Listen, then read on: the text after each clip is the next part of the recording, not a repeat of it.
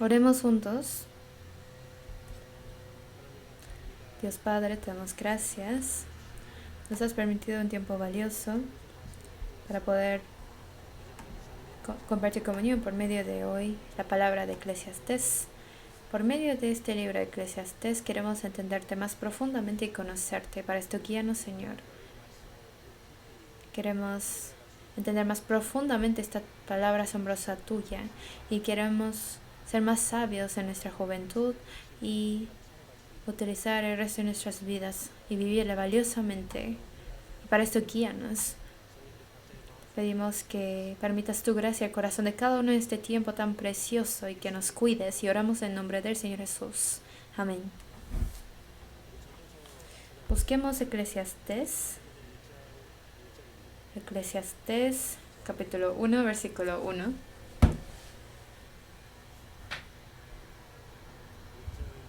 Eclesiastés 1, versículo 1, leamos juntos. Palabras del predicador hijo de David, rey de Jerusalén. Vanidad de vanidades, dijo el predicador, vanidad de vanidades, todo es vanidad. Versículo 14, leemos juntos. Miré todas las obras que se hacen debajo del sol, y he aquí, todo ello es vanidad y aflicción de espíritu. Luego vamos a buscar capítulo 12. Capítulo 12, versículo 8. Leemos juntos. Vanidad de vanidades, dijo el predicador, todo es vanidad. Ya aprendimos todo Eclesiastés. El núcleo de Eclesiastés es la palabra que dice vanidad de vanidades, ¿no? Vanidad, ¿qué quiere decir? Es como el humo que sale de la boca cuando hace mucho frío, que es vano. O las burbujas que después de unos segundos explotan y podemos decir que es muy vano, ¿no? Una burbuja. En el libro de Eclesiastés, como unas 30 veces habla de bajo el sol.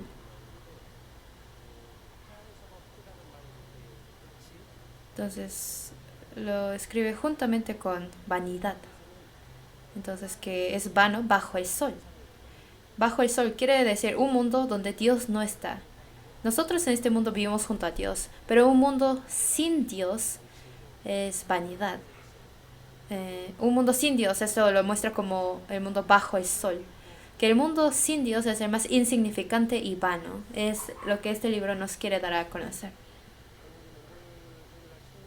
Yo estuve 10 años en Mongolia predicando. Y una vez fui a un pueblo para predicar. Los pueblitos de Mongolia son lugares o personas que nunca han aprendido de la Biblia.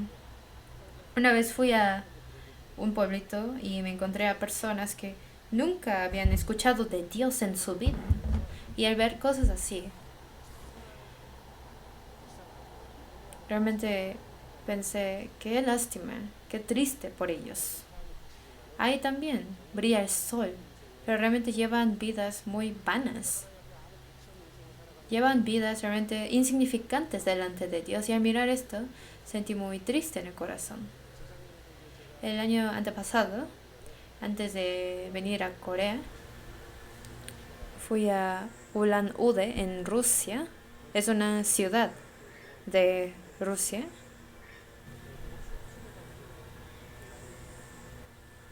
Está al lado de la laguna de Baikal, que dicen que es la más limpia del mundo.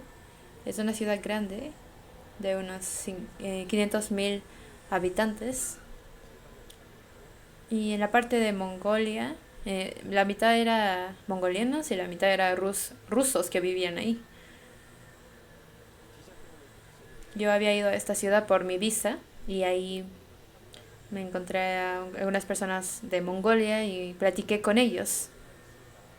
Y pensé, ¿realmente habrá una iglesia que tiene evangelio?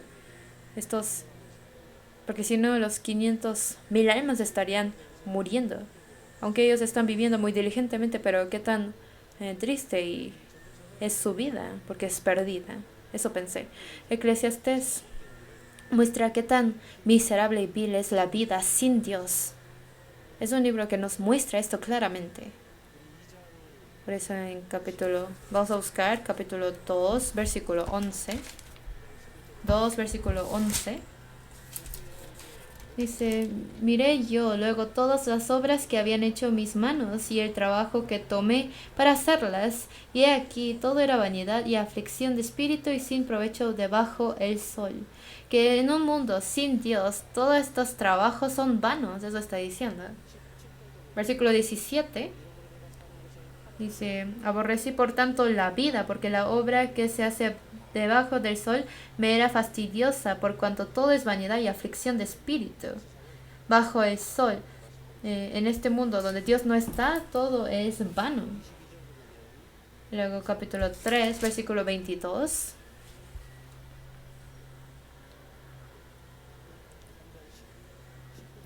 Versículo 19. Dice, porque lo que sucede a los hijos de los hombres y lo que sucede a las bestias, un mismo suceso es.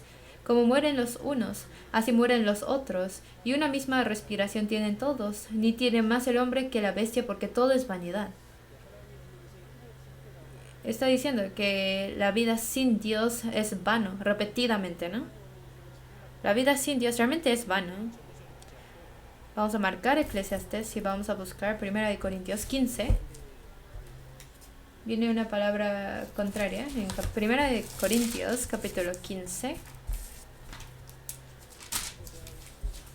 15 versículo 58. 15, 58.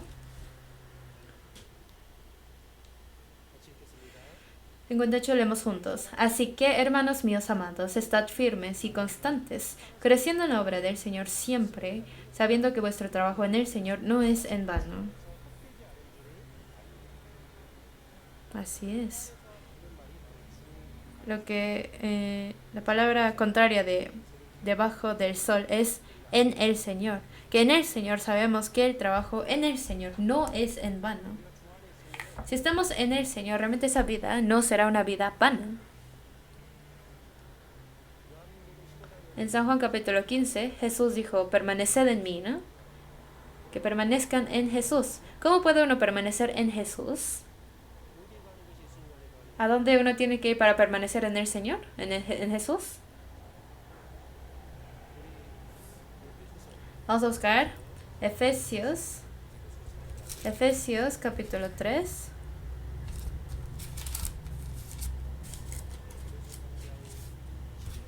Efesios 3, versículo 21. 3:21. Leemos juntos. A Él sea gloria en la iglesia en Cristo Jesús, por todas las edades, por los siglos de los siglos. Amén. En la iglesia y en Cristo Jesús, lo dice a la misma vez, ¿no? Si nosotros estamos en Jesús, es permanecer en la iglesia. Porque la iglesia es el cuerpo que tiene a Jesús como su cabeza. Y si uno está en la iglesia, que es su cuerpo de Jesús, estamos permaneciendo en Jesús. Nosotros, que estemos en la iglesia, quiere decir que permanecemos en la palabra y en la comunión.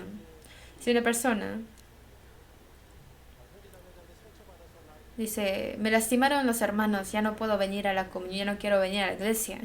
A veces escuchamos que hay gente que dice eso, ¿no?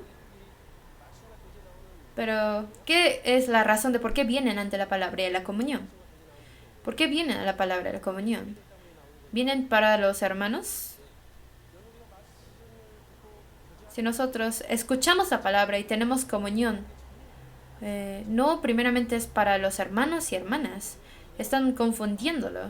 Por eso si uno siente mal con alguien, si alguien me lastimó, si alguien me hizo sentir menos, uno ya no quiere ir a la comunión. Y esa persona entonces no conoce bien el propósito de por qué uno va a la comunión. ¿Por qué van a la comunión?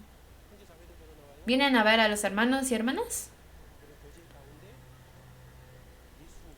No, dentro de la comunión está Jesús.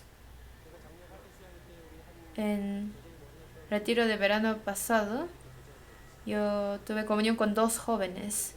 tuve consejería con ellos y ellos eran personas que dejaron la comunión porque alguien los lastimó, porque alguien les dijo algo feo, algo fuerte, o sintieron avergonzado platicando con otros hermanos y ya no quisieron venir a la comunión.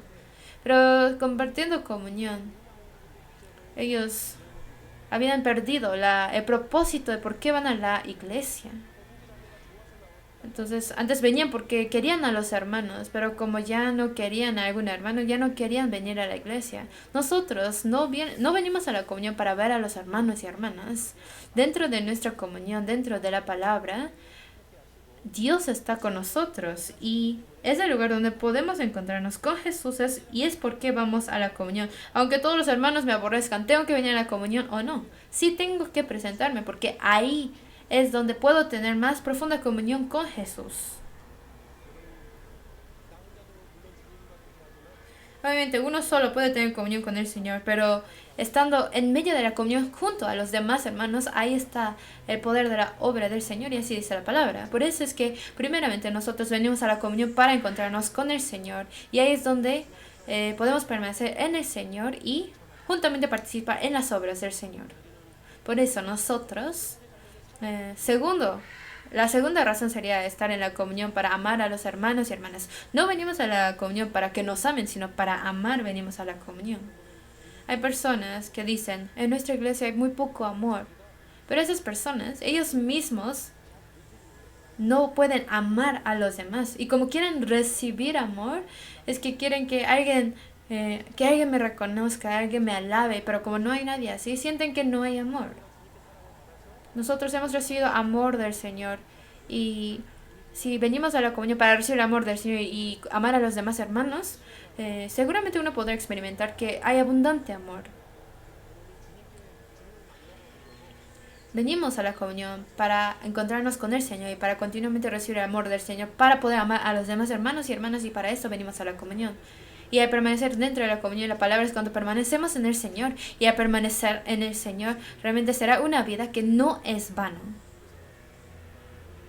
Por eso, por medio de Eclesiastés, podemos ver qué tan vano es este mundo. Es un mundo sin Dios. Y qué tan importante es el habernos encontrado al Señor. Y tenemos que vivir con esto consciente. Eclesiastés es un libro que predica la verdad. Por eso dijo el predicador en el primer versículo. Por eso dice Eclesiastés. Este capítulo, este libro se llama Eclesiastés.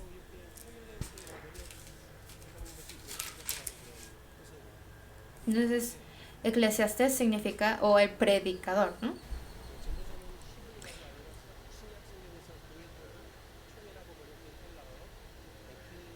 Eclesiastés viene de la palabra eclesia, que significa iglesia, del Nuevo Testamento. O sea, tiene el concepto de predicador este libro. El que escribió Eclesiastés es Salomón. Y al observar su contenido, el libro de Proverbios enseña que la buena decisión da buenos resultados y la decisión necia da los malos resultados, pero en Eclesiastés nos muestra que la vida debajo del sol a veces no sigue esta regla. En Proverbios enseña que si haces sabia decisión tienes buenos resultados y necios decisiones tiene malos resultados. Pero en Eclesiastés no siempre pasa así, porque aunque uno viva bien, tiene aflicciones. Aunque vive sabiamente, tienes problemas. Entonces muestra diferentes aspectos de la vida, pero algo igual es que solamente dentro de Cristo uno tendrá la verdadera felicidad de la vida. En Proverbios, Jesús es la base de todas las cosas, fuente de todas las cosas, y en Eclesiastés muestra que Jesús es el propósito de todas las cosas. La felicidad del hombre no viene de la naturaleza o conocimiento, riqueza mundana, fama, poder, complacencia carnal o formalidad religiosa, sino está en temer a Dios. El hombre que se ha apartado de Dios no tiene felicidad. En Jeremías 2:13 dice, porque dos males ha hecho mi pueblo, me dejaron a mí fuente de agua viva y cavaron para sí cisternas rotas que no retienen agua.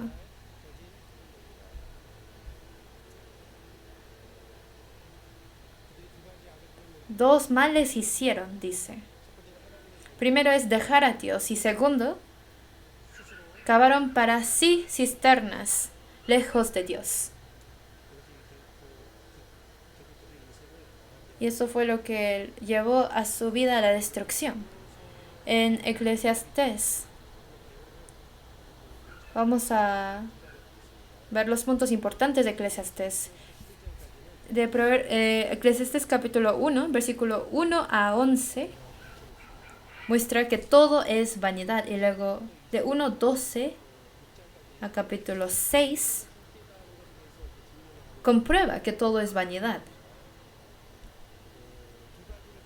Por medio de dos cosas muestra o comprueba que todo es vanidad. Primero, por medio de la experiencia del rey, por medio de su propia vida, muestra que todo es vanidad. Y segundo, por medio de lo que este rey, lo que Salomón observó, muestra que todo este mundo es vanidad. Entonces, al mirar lo que comprueba por medio de la experiencia del rey, en capítulo 1, versículo 12 a 15, dice que buscar la sabiduría es vano. Que buscar la sabiduría sin Dios es vano. Versículo 15 dice, lo torcido no se puede enderezar y lo incompleto no puede contarse. Que aunque uno tenga mucha sabiduría, pero que no hay nada que realmente puede hacer. Y del versículo 16 a 18 está diciendo que buscar la sabiduría también es vano. Que si es sabiduría sin Dios, que donde Dios falta, aunque tenga uno mucha sabiduría de estos, es vano. Por eso en 18 dice, porque en la mucha sabiduría hay mucha molestia, y quien añade ciencia añade dolor. Sí, aunque uno tenga mucha sabiduría y ciencia, pero si todo esto les añade dolor y sufrimiento nada más. Y del capítulo 2, versículo 1 a 3, habla acerca de que es vano buscar o seguir la complacencia.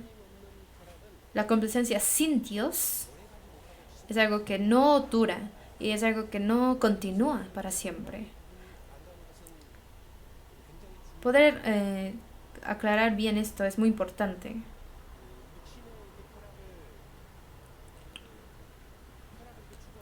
Si uno busca complacencia carnal, la carne lo disfruta por un momento cuando busca esta complacencia. Cuando uno está tomando alcohol, siente bien al momento de.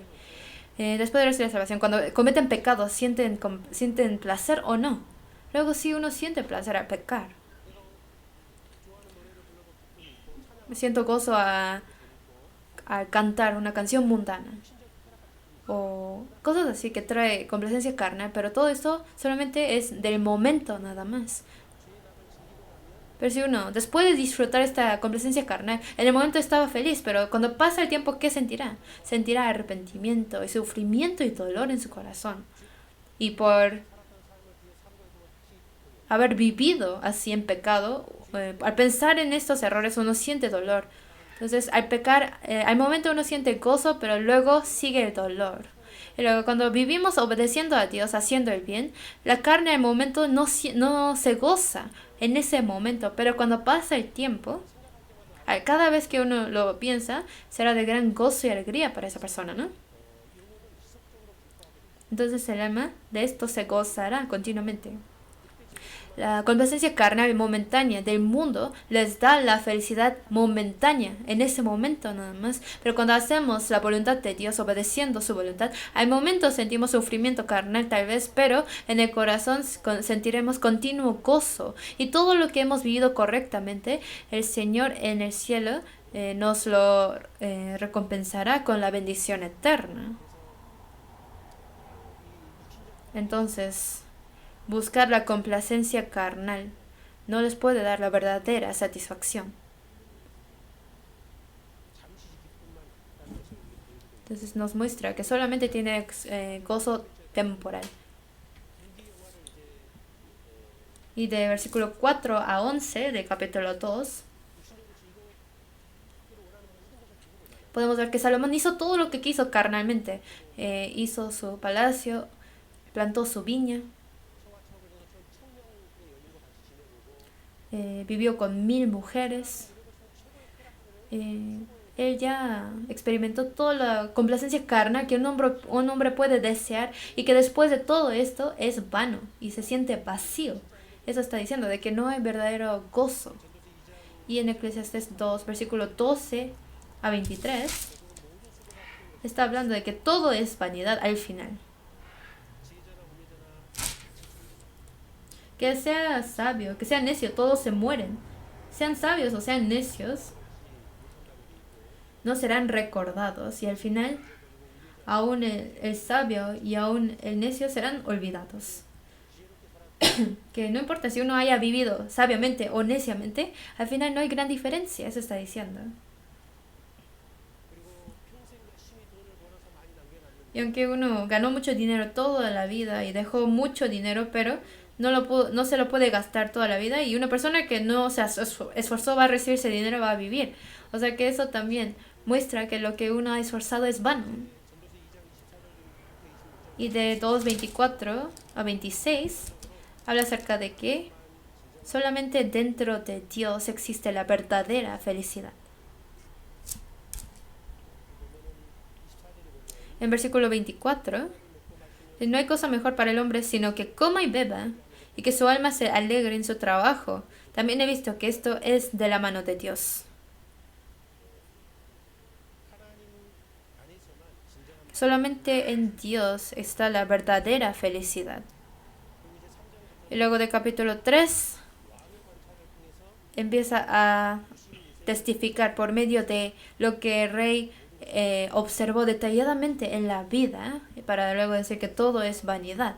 En capítulo 3, de versículo 1 a 9, está hablando del tiempo, que qué tan vano es el tiempo. ¿Por qué? Porque conforme el tiempo y la circunstancia, las maneras tienen que cambiar. Tiene tiempo de nacer, tiempo de morir, tiempo de plantar, tiempo de arrancar lo plantado, tiempo de matar, tiempo de curar. A veces hay que matar y a veces hay que curar. Aquí al final, dependiendo en qué momento y en qué tiempo está, depende de lo que uno hará, y que el hombre no puede saber exactamente qué tiempo es. Vamos a buscar Eclesiastés capítulo 8. Eclesiastés 8, versículo 6.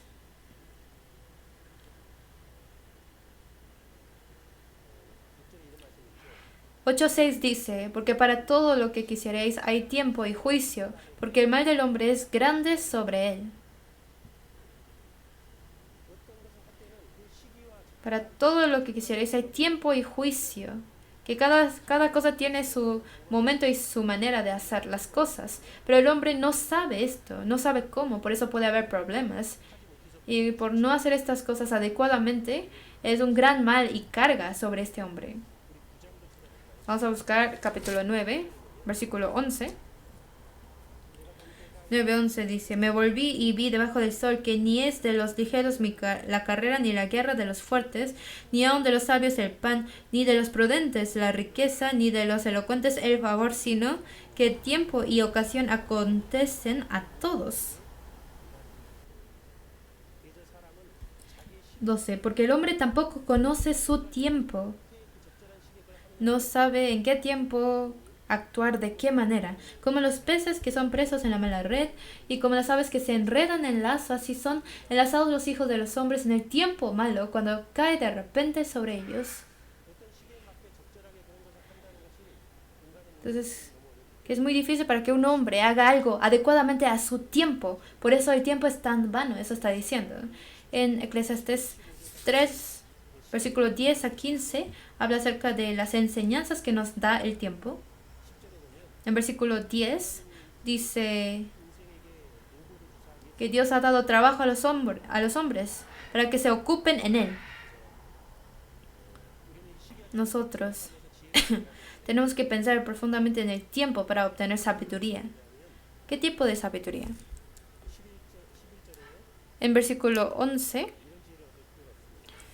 nos dice: todo lo hizo hermoso en su tiempo y ha puesto eternidad en el corazón de ellos, sin que alcance el hombre a entender la hora que ha hecho Dios desde el principio hasta el fin.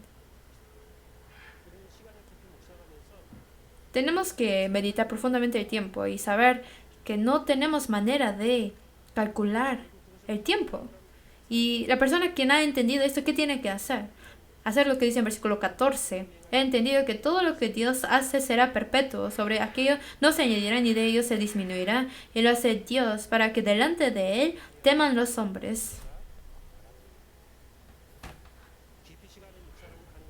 Al meditar profundamente en el tiempo, nosotros tenemos que llegar a ser personas que temen a Dios. Eso es lo que nos muestra. Y de Eclesiastes 3, 16 a 4, 16, habla acerca de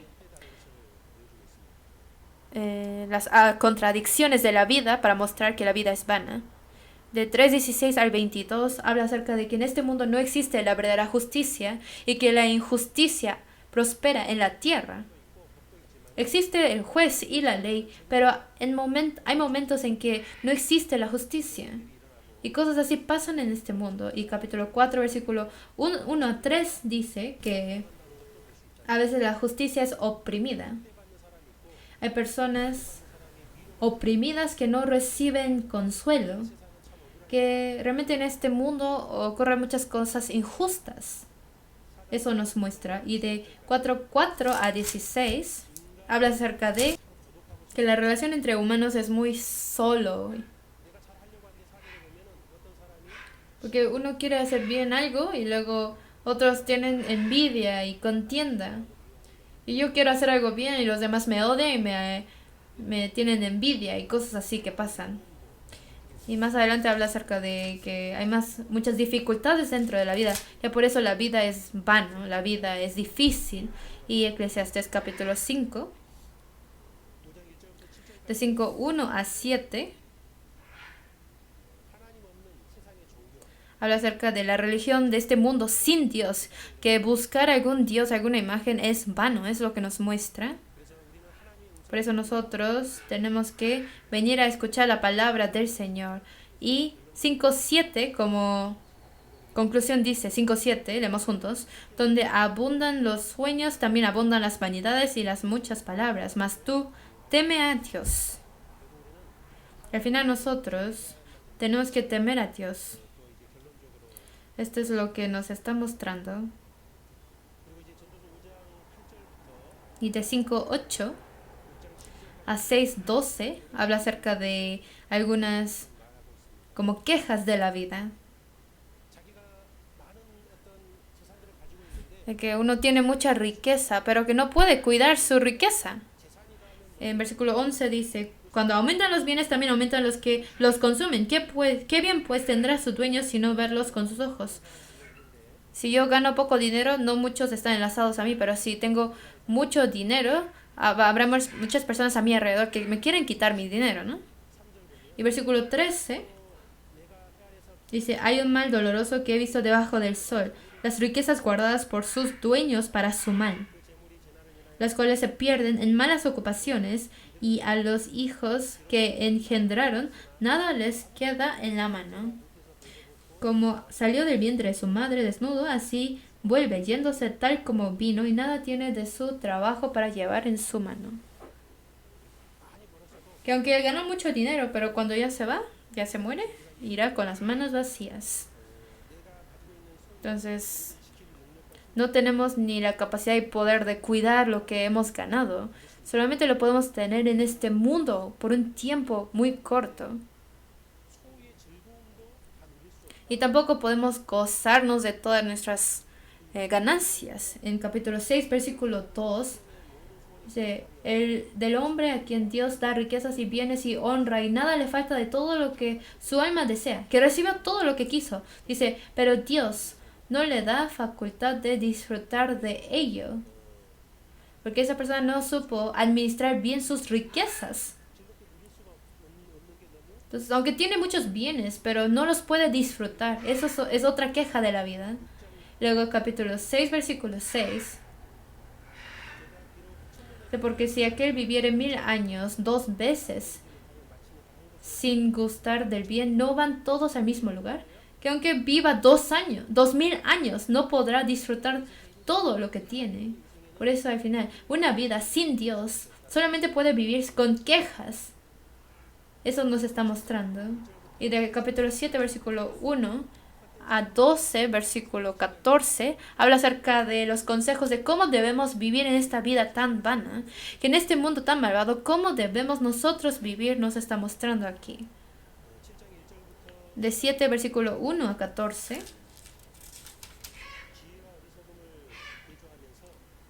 Hace comparación entre lo necio y lo sabio y habla de algunas enseñanzas de la historia. De capítulo 7, versículo 1 dice: mejor es la buena fama que el buen ungüento, y mejor el día de la muerte que el día del nacimiento. Mejor es ir a la casa de luto que a la casa de banquete, porque aquello es el fin de todos los hombres, y el que vive lo pondrá en su corazón. Aquí habla de cosas muy contrarias. Que mejor es la buena fama que el buen ungüento. ¿Quién tiene la mejor fama? El mejor nombre es Jesús. Que conozcamos a Jesús es mejor que cualquier buen ungüento, cualquier riqueza de este mundo. Mejor es el día de la muerte que el día del nacimiento. ¿Qué quiere decir? Nosotros, al pensar en la muerte, podemos tener sabiduría.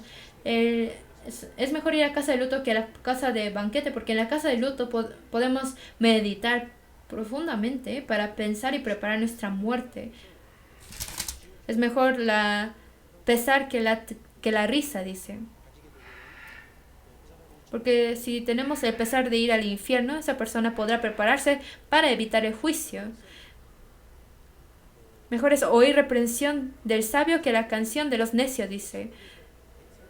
Cuando en la fe tenemos buenos amigos en la fe, la reprensión es un amor que realmente me pueden señalar y corregir mis errores. Si tenemos amigos así que nos pueden reprender, es mucho mejor que nos canten.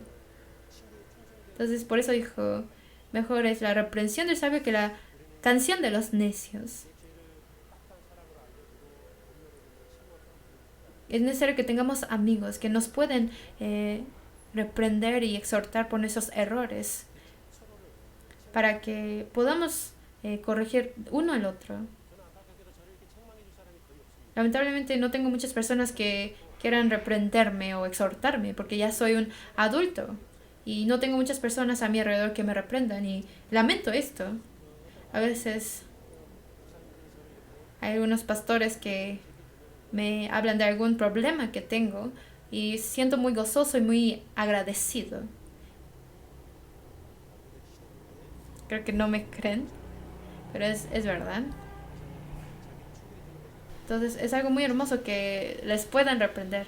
En 8 dice, mejor es el fin que el principio. Siempre el fin es más importante. Sansón, que vivió equivocadamente, pero al final se esforzó de la correcta manera y pudo ser un padre de la fe. Si uno vive mal todo el año, pero al último mes vive correctamente y ya puede terminar bien el año, ¿no? Nosotros vivimos en los últimos tiempos. Por eso, en esos últimos tiempos, aunque hasta ahora hemos vivido equivocadamente, pero si desde ahora vivo correctamente ante el Señor, podría llevar una vida hermosa y buena ante Dios. O mejor es el sufrido de espíritu que el altivo de espíritu, dice. Que al final el sabio es el que conoce a Dios, que tiene comunión con Dios y se va pareciéndose a Dios. Y Eclesiastés 7, 15 a 18 habla acerca de que es importante que uno tenga bien su centro. En versículo 16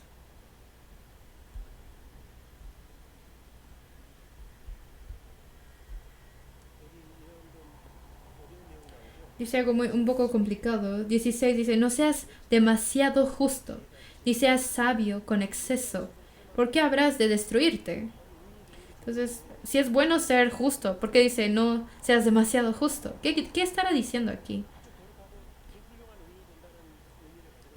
No está diciendo que sea uno persona realmente justo y muy bueno, sino no seas demasiado justo. Quiere decir, habla de una persona que quiere justificarse a sí mismo con sus propias obras. Nosotros tenemos que confiar en la justicia perfecta de Dios, pero se refiere a una persona que quiere confiar en sus propias justicias y obras. El segundo es una persona que quiere manifestar su justicia ante Dios, para alabarse ante Dios, para manifestarse que uno es muy justo, para halagarse y para alabar a sí mismo. Por eso que uno haga esto, está diciendo. Y luego de 19 a 29 habla acerca del poder de la sabiduría, que tengamos sabiduría. Son palabras que pueden entender. 26 es un poco confuso. Dice, y he hallado más amarga que la muerte a la mujer cuyo corazón es lazos y redes y sus manos ligaduras. ¿De quién estará hablando aquí? ¿De quién estará hablando? Esta mujer pueden ser dos cosas. Unos dicen que puede ser la mujer ramera, como viene en Proverbios, pero más que esto, habla de tipo de personas con la idea del humanismo. Entonces, los que son ateos y humanistas, que personas así son más amargas que la muerte. O sea, gente que no tienen a Dios, porque el humanismo está diciendo eso que nos lleva hasta la destrucción, hasta el eterno infierno. Por medio de cosas así nos lo muestra. Y en versículo 28 dice, lo que aún busca mi alma y no lo encuentra. Un hombre entre 1000 he hallado, pero mujer entre todas estas nunca hallé. No está discriminando entre hombre y mujer. ¿Quién será el uno entre 1000? ¿Yo? No, está hablando de Jesucristo, ¿no? Nosotros. Está diciendo que lo más sabio es encontrar a Jesús. Y lo demás no son muy difíciles de entender. De Eclesiastes 8, 1 a 9 está diciendo que tenemos que sujetarnos a las autoridades. En Romanos también habla de esto. Que nosotros necesitamos sabiduría para aceptar las cosas. ¿Alguien de aquí ha ido a hacer manifestaciones contra el presidente o cosas así? Sabemos que el presidente ha equivocado en algunas cosas, pero los cristianos no tienen por qué tomar parte de manifestaciones. Cuando vemos cosas así difíciles, tenemos que orar por las autoridades, dice la palabra. Los cristianos tienen que orar para el bien del país. Pero que nosotros vayamos a tomar parte en las manifestaciones no es como lo que debe hacer un cristiano sabio. Entonces, habla de que tenemos que sujetarnos a las autoridades. Tenemos que orar mucho para Corea y todo el mundo, porque hay mucha complicación en todo el mundo. Y de versículo 10 a 17. En 17, 8:17 dice, y he visto todas las obras de Dios, que el hombre no puede alcanzar la obra que debajo del sol se hace. Por mucho que trabaje el hombre buscándola, no la hallará. Aunque diga el sabio que la conoce, no por eso podrá alcanzarla. Que realmente, aunque buscamos mucho en la vida, no podremos saber realmente. Salomón, que es el más sabio, meditó profundamente a Israel, pero había muchas cosas que él no entendía. Eso está diciendo. Que el que entiende toda la vida y lo mueve, lo gobierna, es solamente Dios el único. Eso está diciendo repetidamente. Que como resultado, en versículos 12 y 13, vamos a ver, 8, 12 y 13 leemos juntos. Aunque el pecador haga mal 100 veces y prolongue sus días, con todo, yo también sé que les irá bien a los que a Dios temen, los que temen ante su presencia, y que no le irá bien al impío, ni le serán prolongados los días que son como sombra, por cuanto no teme delante de la presencia de Dios. Así es, que el hombre que teme a Dios, a él solamente le irá bien. Eso está diciendo. Y Eclesiastes 9, 1 a 6 está hablando acerca de que habrá un juicio para todos. Por lo tanto, mientras uno está vivo, tiene que buscar a Dios y preparar su juicio. Eso está diciéndonos. Y 9, versículos 7 a 12 habla acerca de que nosotros viviendo en este mundo, ¿con qué vamos a gozar la vida? Habla de 4 gozos o placeres de la vida. Pero aquí lo importante es el fin común. que la base es glorificar a Dios y estas cuatro cosas hay que gozar. Que los cristianos en la vida o en el mundo, ¿de qué nos podemos gozar? Nos muestra aquí. En versículo 7 dice, anda y come tu pan con gozo y bebe tu vino con alegre corazón, porque tus obras ya son agradables a Dios.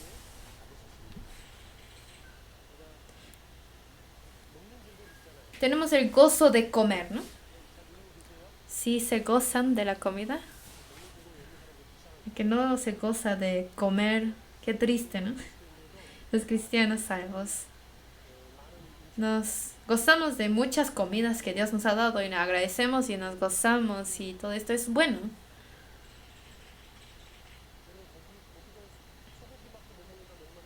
Si solo pudiéramos comer res, la única carne que existe sería triste, pero existe de pollo, de cerdo, de muchos tipos, de mucha variedad que Dios nos dio para gozar.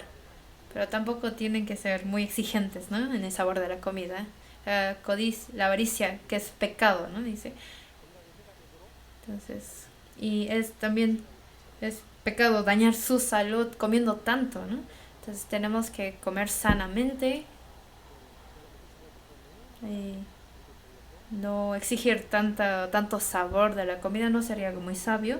Y segundo gozo sería, versículo 8, si en todo tiempo sean blancos tus vestidos y nunca falte ungüento sobre tu cabeza.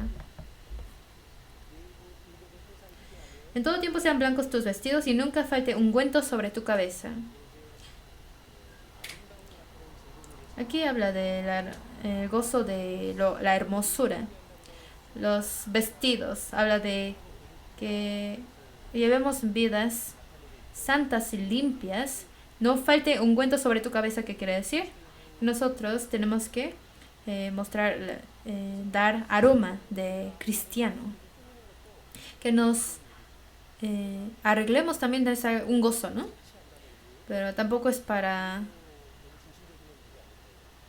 concentrarnos tanto en la apariencia. Pero, ¿qué es lo que dice la Biblia? Que es la hermosura verdadera.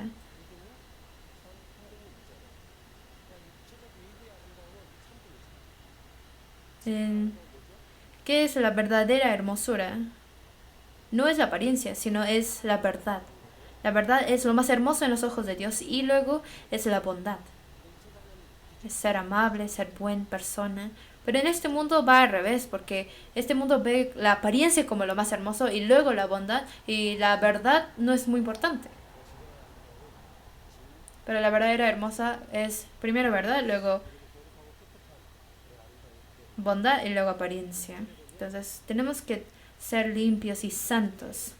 El versículo 9 dice, goza de la vida con la mujer que amas todos los días de la vida de tu vanidad que te son dados debajo del sol. Todos los días de tu vanidad, porque esta es tu parte en la vida y en tu trabajo con que te afanas bajo el sol. Otra cosa que nos podemos gozar es matrimonio. Que tengamos un matrimonio feliz dentro del Señor, y esto es gozo y bendición que Dios nos ha dado en esta vida. Y es algo que sabrán cuando ya se casan, ¿no? Pero no porque uno está casado siempre está muy feliz, porque mientras va creciendo nuestra fe, tenemos que obtener muchos conocimientos y sabidurías del matrimonio. Cuando vamos conociendo más del amor por medio de la palabra, también podemos sentir más gozo dentro del matrimonio. No solo porque uno se casa está feliz. Hay muchas veces que por casarse uno está muy infeliz. Hay gente así, pero si su fe crece correctamente y dentro de la fe tiene un correcto matrimonio, este matrimonio será mejor cada vez con el gozo que Dios les permite. Entonces habrá amor dentro de esta pareja y gozarse entre los dos. Los que no tienen buena relación con su pareja tienen que tener comunión con los que tienen buena relación con sus parejas, para que sepamos qué es lo que tenemos que corregir. A veces queremos amar, pero nuestro amor muchas veces es egoísta, que uno a su manera quiere amar. Por eso muchas veces no siente el amor del otro. el hombre y la mujer son muy diferentes, si lo saben, ¿no?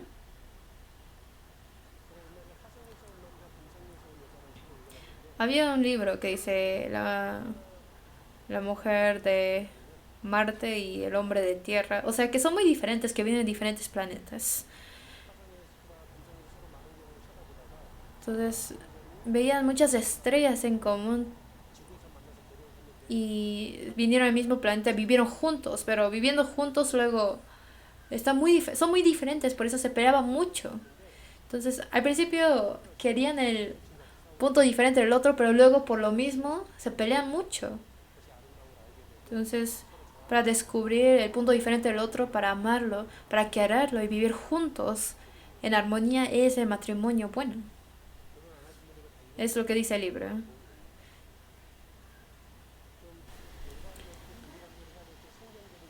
Hay que tener conocimiento correcto de la Biblia para tener correcto matrimonio, pero muchas veces uno se casa nada más pensando que todo es bueno y luego se decepcionan. Entonces, en nuestra juventud, si nos vamos a casar, tenemos que prepararnos para casarnos y esto es ser sabio. En versículo 9,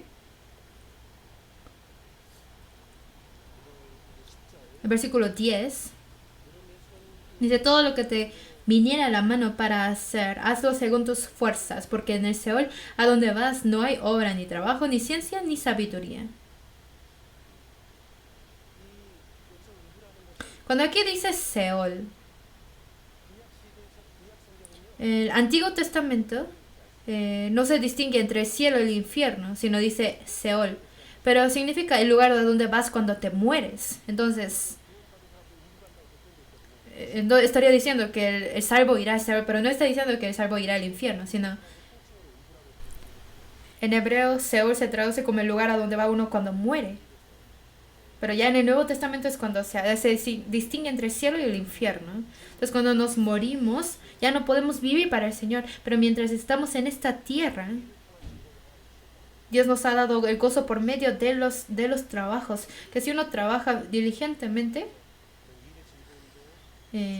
habla de este gozo de poder sudar y trabajar, y por la gracia y el gozo que el Señor le da como recompensa del trabajo. De eso está hablando aquí.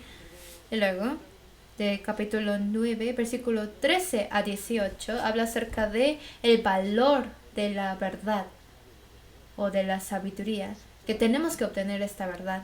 Y de capítulo 10, 1 a 15, habla acerca de las características de la verdad o la sabiduría. Y de versículo 16 a 20, habla de la sabiduría relacionada con el rey.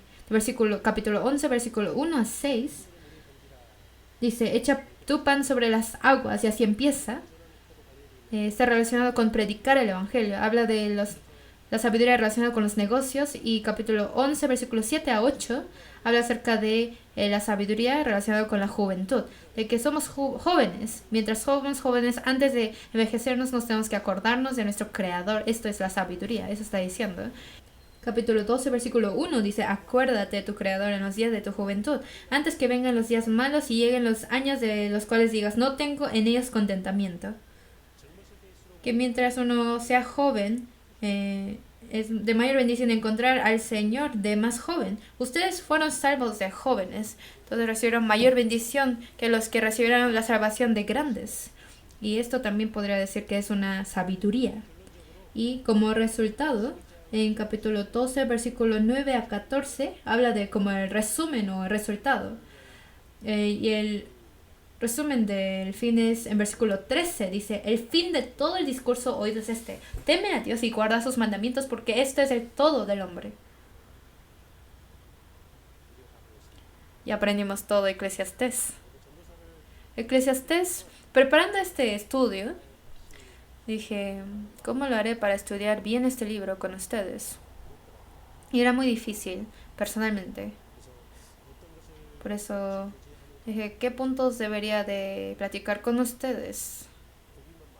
Solamente me preocupé mucho, creo.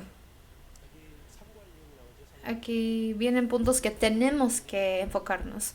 La razón de por qué necesitamos aprender Eclesiastés es porque los cristianos también pueden desviarse. Por eso habla bien acerca de cómo es el mundo lejos de Dios. En Santiago 1:27 dice, la religión pura y sin mácula delante de Dios el Padre es esta, guardarse sin mancha del mundo. Que el propósito de por qué nos dio Eclesiastés es para no mancharnos de este mundo, para no caernos en este mundo.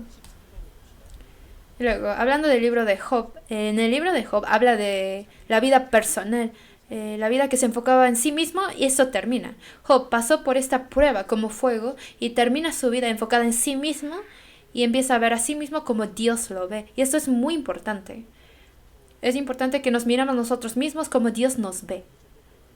Y así debemos ser nosotros más y más. Y en el libro de Salmos muestra una nueva vida junto con Dios. Ahí hay alabanza y oración, deseo, fe, esperanza, amor, preocupación, alegría y todo lo que un cristiano puede experimentar viene en Salmos. En Proverbios está la escuela de Dios. Está lleno de enseñanzas que necesitamos vivir en este mundo. Eclesiastés nos enseña que no hay que poner nuestro corazón en este mundo debajo del sol y hay que amontonar tesoros en el cielo. En Cantares nos habla acerca de la comunión con Cristo lleno de amor. Entonces estos 5 libros de Salmos están manifestando que la vida egoísta muere y empieza una nueva vida dentro de Dios y de la escuela de Dios recibe enseñanzas y nos enseña de que tenemos que ser separados de los deseos mundanos y por fin nos muestra experimentar la comunión con nuestro esposo celestial y así avanzar en la fe. Entonces, por orden, así va como avanza el salvo. Entonces, en Job es mirar a sí mismo como Dios lo mira. Y en Salmos nos enseña la vida que es junto a Dios. Allá hay llanto, hay alegría, hay dolor de corazón y hay todo, pero al final es agradecimiento. Es lo que podemos ver en Salmos. Y en Proverbios habla acerca de muchas enseñanzas que Dios nos da. Y así nos da la sabiduría. Y en Eclesiastés nos muestra que en este mundo donde Dios no está, no hay que poner nuestro corazón en este mundo, sino solamente amontonar tesoro en el cielo, es lo que nos enseña. Y en Cantares nos enseña tener comunión con Cristo lleno de amor y así avanzar. ¿Cómo podemos amontonar tesoro en el cielo? ¿Cómo lo podemos hacer? Uno puede amontonar tesoro en este mundo y en el cielo. ¿Y cómo lo puede amontonar en el cielo? Vamos a buscar San Mateo capítulo 6 juntos. San Mateo capítulo 6.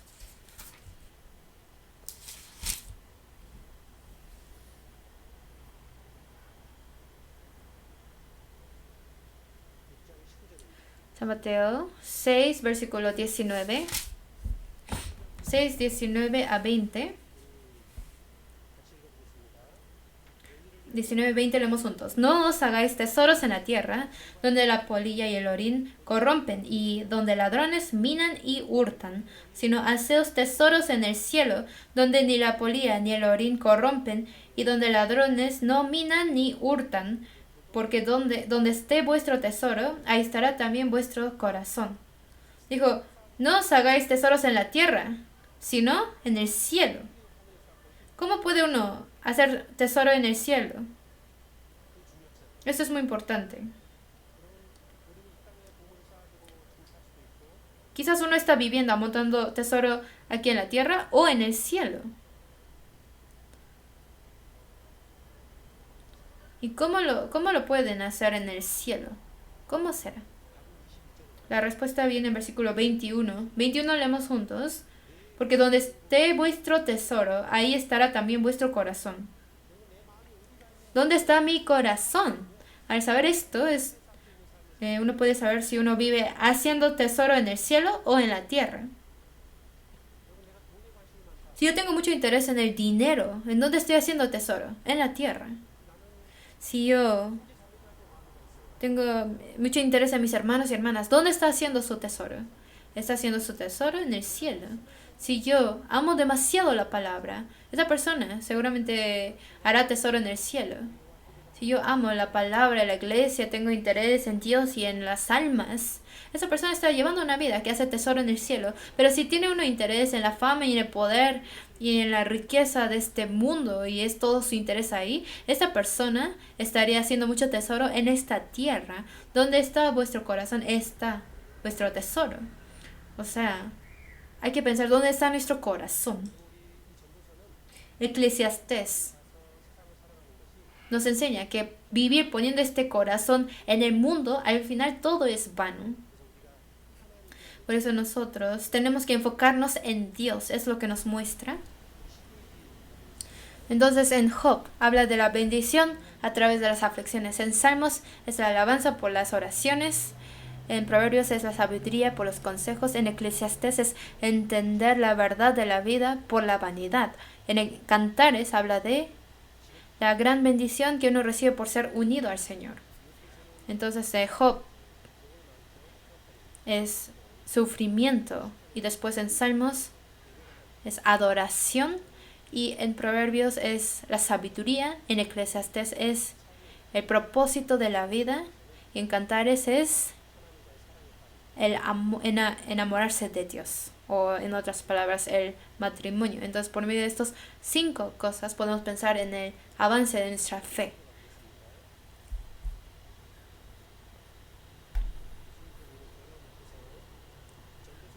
Luego, una palabra que aparece mucho en Eclesiastes es debajo del sol y vanidad. Que todo lo de esta vida sin Dios es vano. Que solamente en el Señor hay propósito y significado de la vida. La felicidad del hombre no es de la sabiduría y fama y poder y complacencia de este mundo o religión de este mundo, sino es en temer a Dios. Está diciendo que la vida que se apartó de Dios no tiene felicidad. Entonces, ¿cómo debe uno vivir? La respuesta siempre es llevar una vida pareciéndose más y más a Jesús. Imitar a Cristo. Nosotros tenemos que aprender más de su imagen del Señor. Entonces, el propósito o la meta de mi vida debe ser como Cristo. Como sea Cristo, tenemos que irnos pareciéndonos más y más a Él, porque eso será el propósito más hermoso y así podremos ser cambiados más y más como Él. Un predicador llamado Jonathan Edwards, antes de los 20 años, tuvo un sueño así. El 14 de enero de 1723, antes de que tuvo 20 años, él hizo una lema de vida, de escoger cómo va a vivir. Dijo, si hay una persona en este mundo que muestra la luz verdadera, que vive de la manera correcta y adecuada y limpia en este mundo, yo voy a esforzarme a ser esta única persona y voy a actuar como si yo fuera esta persona. Entonces es muy admirable lo que dijo esta persona. Espero que nadie se esté durmiendo. Nosotros también, si pudiéramos tener una lema de vida así, sería muy bueno. Que en cualquier momento, de todos los aspectos, mostrar la luz verdadera y ser una persona perfecta, un santo perfecto que vive de la manera más correcta y adecuada. Que yo sea una persona así en este mundo. Y actuar y vivir como esa persona. Entonces Jonathan Edwards trató de realmente vivir de esta manera.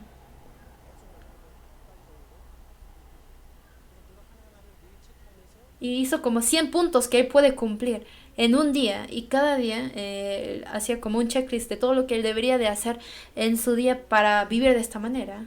Entonces yo pensé, yo no podré vivir como Jonathan Edwards. Y yo leí su libro y viendo sus puntos de lo que él hacía cada día, realmente lo respeté mucho. Y dije, al final es muy difícil vivir como él. Pero dije, leyéndolo, realmente me conmovió mucho el corazón porque dije, yo también quiero esforzar tanto como él. Pero yo muchas veces no vivo tan diligentemente como Jonathan Edwards. Y de su libro,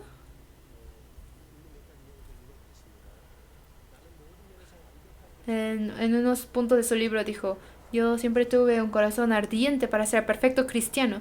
Yo esforcé para aparecerme como el Cristo. Y traté de vivir conforme a las reglas del Evangelio, de la manera más limpia y santa. Yo quise avanzar en la fe siempre, y esto me hizo buscar más la santidad. Pensé siempre, ¿cómo seré una persona santa? ¿Cómo haré para vivir más santamente y más como un hijo de Dios, más como un discípulo de Cristo podré vivir? Esto era mi lucha de día y de noche y era mi pregunta continua. Ahora estoy buscando mucho más su gracia y su santidad del Señor y una vida santa. Yo continuamente examino a mí mismo y más que cualquier otro momento de la vida, yo más diligentemente y sinceramente estoy buscando la manera y el medio para vivir más santamente. Para eso estoy estudiando y esforzándome.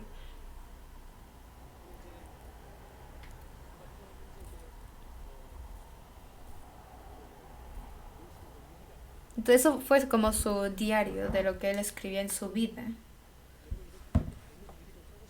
¿Alguna vez ustedes han escrito un diario así? Sería muy bueno si pudieran, ¿no? Nosotros también, así como Jonathan Edwards, si pudiéramos vivir, nuestra vida sería mucho más sana.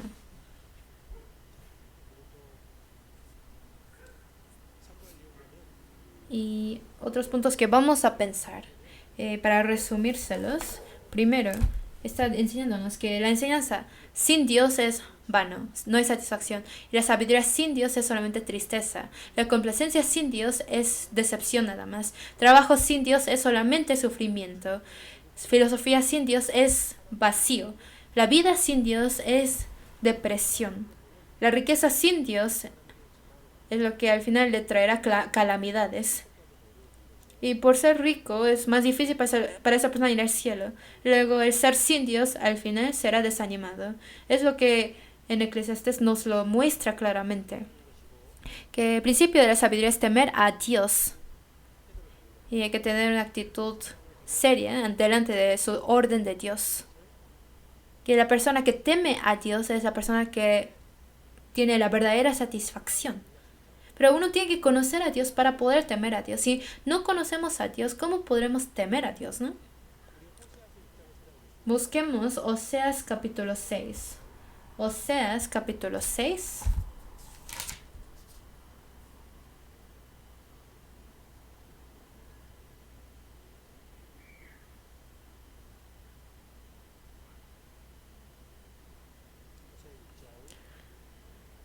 Oseas capítulo 6.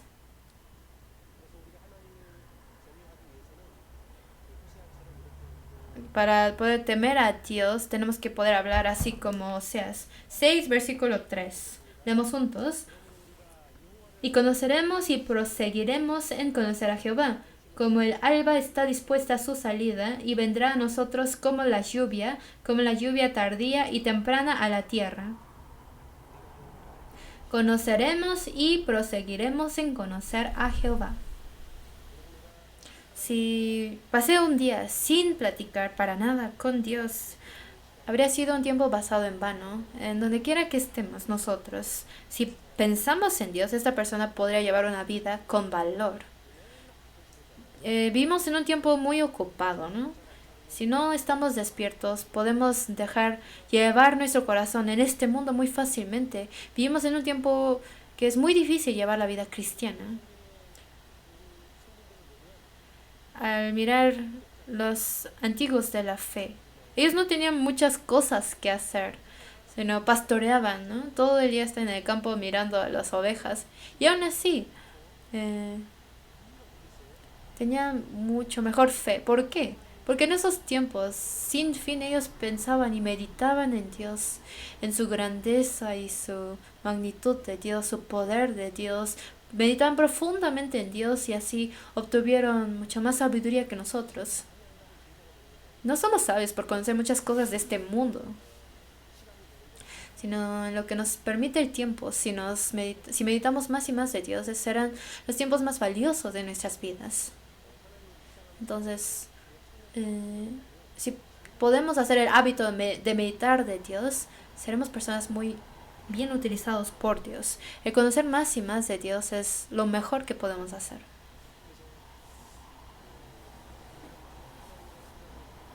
Por eso que nuestro corazón sea ardiente por conocer a Dios, como dice en San Lucas. Eso sería muy bueno. Dios tiene muchos caracteres. Dios es todopoderoso, su gran amor de Dios. Dios es infinito, Dios no tiene fin. Dios tiene gracia sin fin, su amor. Entonces hay muchos caracteres muy profundos de Dios. Si lo podemos meditar uno por uno, seríamos grandes discípulos del Señor. En Salmo 77:12 dice, meditaré en todas tus obras, todo lo que el Señor ha hecho por nosotros. Al pensar en cosas así uno puede conocer más profundamente en el Señor. Luego, tenemos que conocer correctamente a Dios. Si no nos esforzamos para conocer a Dios, uno puede examinar equivocadamente a sí mismo para hacerse soberbio y así puede llegar a la destrucción. En Oseas 4, versículo 1 y 6, dice, no hay verdad ni misericordia ni conocimiento de Dios en la tierra. Y mi pueblo fue destruido porque le faltó conocimiento. Uno es destruido cuando le falta conocimiento de Dios. Dijo, por cuanto desechaste el conocimiento, yo te echaré del sacerdocio, porque olvidaste de la ley de tu Dios, también yo me olvidaré de tus hijos. Detrás de todas las reglas está Dios, y lejos de Dios el hombre ya no tiene ningún significado. Si el hombre pierde a Dios, perdería su razón de vivir. Conocer a Dios es lo más importante y lo más necesario para nosotros. ¿Por qué? El hombre cuando se olvidó de Dios es cuando se pervertió. Nosotros cuando dejamos de conocer a Dios es cuando caemos en dificultades. En Romanos capítulo 1 dice que el hombre se profesó ser sabio y se hicieron necios y cambiaron la gloria de Dios incorruptible en semejanza de imagen de hombre corruptible, de aves, cuadrúpedos y de reptiles. Cuando perdieron el conocimiento de Dios, empezaron a adorar las cosas que fueron hechas para los hombres. Entonces, lo que fueron dados por nuestra necesidad, uno ahora los adora como si fueran sus ídolos y se hicieron los más necios por eso. En Salmos 9:10 dice, en ti confiarán los que conocen tu nombre, por cuanto tú, oh Jehová. Entonces, los que conocen el nombre de Jehová confiarán en Él. O sea, los que conocen cómo es o quién es el Señor, confiarán en Él. La persona que puede confiar en el Señor son los que conocen al Señor. Mientras uno conoce más al Señor, puede confiar más y adorar más al Señor. Por eso, la fe es creer en su carácter de Dios. Si no conocemos cómo es Dios, no podríamos tener fe en Él. Entonces, que va creciendo nuestra fe significa que vamos conociendo más y más de Dios. De qué tan asombroso es Dios. Si uno no lo sabe, ¿cómo podría confiar en Dios, no? Entonces, que nuestra fe vaya creciendo quiere decir que vamos conociendo más y más claramente de quién es Dios.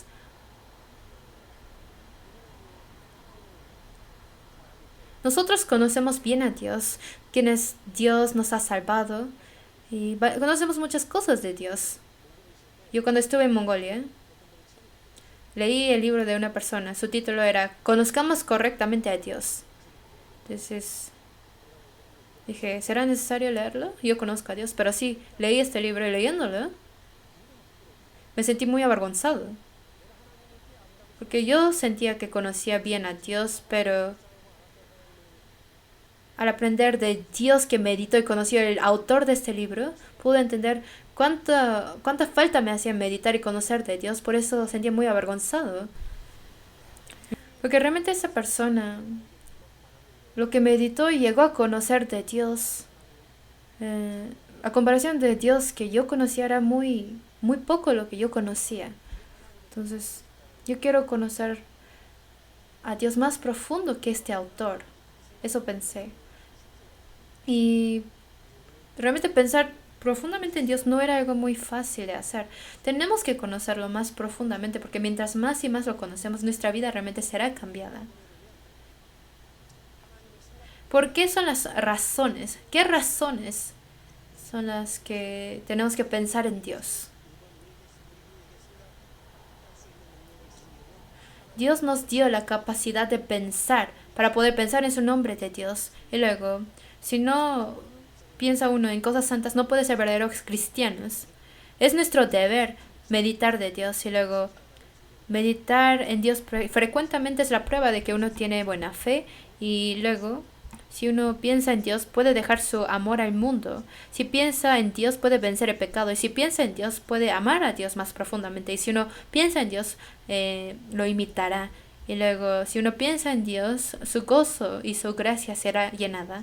Y si uno piensa en Dios, puede tener verdadero éxito de la vida. Y Dios es quien piensa en nosotros más profundamente. Y podremos conocer eso más profundamente. Que nosotros conozcamos más y más a Dios es algo muy importante.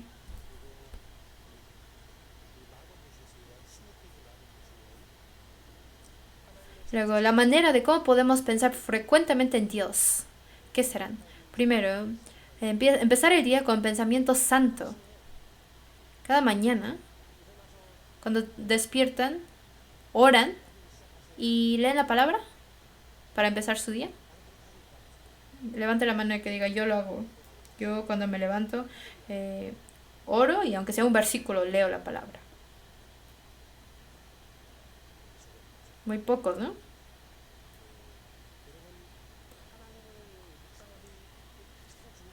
El mejor tiempo para meditar de Dios es comenzando el día, en la mañana. En Salmo 139, 18 dice, despierto y aún estoy contigo. Vamos a buscar Salmos 57.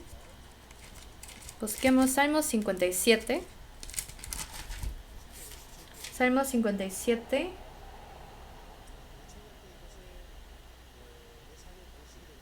Si esto se convierte en nuestra manera de vivir en la juventud, podríamos llevar una vida mucho más santa. 57, versículo 8. Leamos juntos. Despierta, alma mía, despierta, salterio y arpa, me levantaré de mañana. Me levantaré de mañana. Está diciendo que yo voy a despertar a la mañana. O sea que uno anhela y medita tanto la palabra. Vamos a buscar Salmos 119. Salmos 119, versículo 147. 147. Leamos juntos. Me anticipé el alba y clamé y esperé en tu palabra. Me anticipé al alba. O sea, ¿cuándo?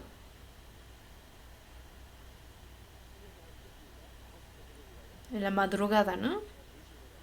Entonces, antes del alba, como a las 4 tal vez de la mañana, que muy de temprano clamó al Señor, que anheló tanto la palabra. Busquemos Salmos 88. En la Biblia vienen muchas palabras así. Salmos 88, versículo 13. 88:13 dice, mas yo a ti he clamado, oh Jehová, y de mañana mi oración se presentará delante de ti.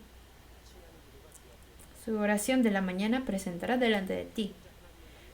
Y que en la mañana tienen que encontrarse al Señor primero y escuchar la voz del Señor y tener comunión con el Señor. Será un día hermoso, seguramente. Esto es lo que Jesús hacía. Busquemos a Marcos capítulo 1. San Marcos capítulo 1.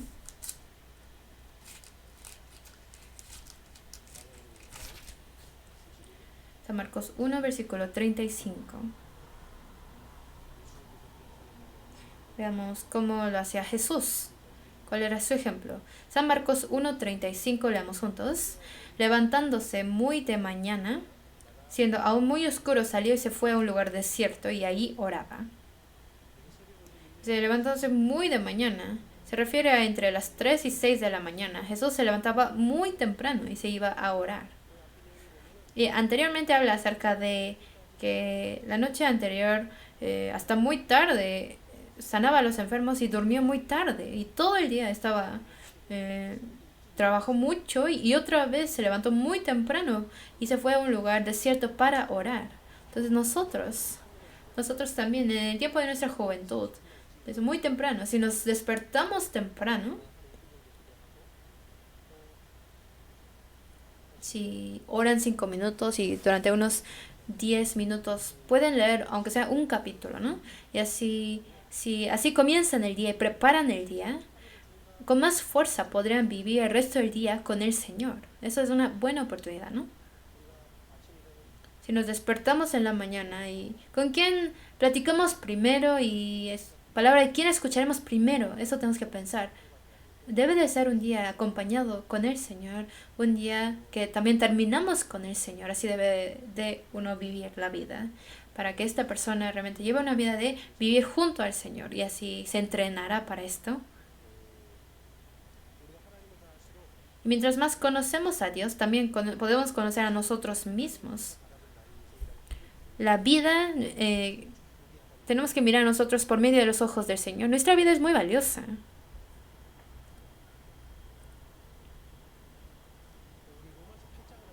Vamos a buscar Romanos capítulo 8.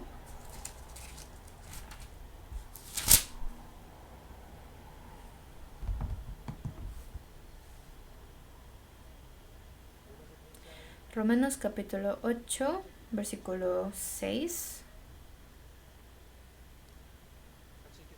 8:6 leemos juntos. Porque el ocuparse de la carne es muerte, pero el ocuparse del espíritu es vida y paz. En nuestro corazón hay dos pensamientos, el pensamiento carnal y el pensamiento espiritual. Por eso, pues tengo la carne, y dentro de la carne tenemos la naturaleza pecaminosa y uno puede vivir con el pensamiento carnal. Parece que tenemos la palabra de Dios, pero realmente tenemos el pensamiento carnal muy fuerte, que realmente nos dejamos llevar por la carne muchas veces. Antes de recibir la salvación vivimos carnalmente y vivimos para las cosas mundanas y tenemos esos pensamientos fuertes carnales que no hemos corregido. Si mi pensamiento no está de acuerdo a la palabra de Dios, quiere decir que actuamos conforme a los pensamientos carnales. Por eso tenemos que distinguir bien esto. ¿Tenemos que amarnos a nosotros mismos o no? ¿Tenemos que amarnos a nosotros mismos? ¿Sí?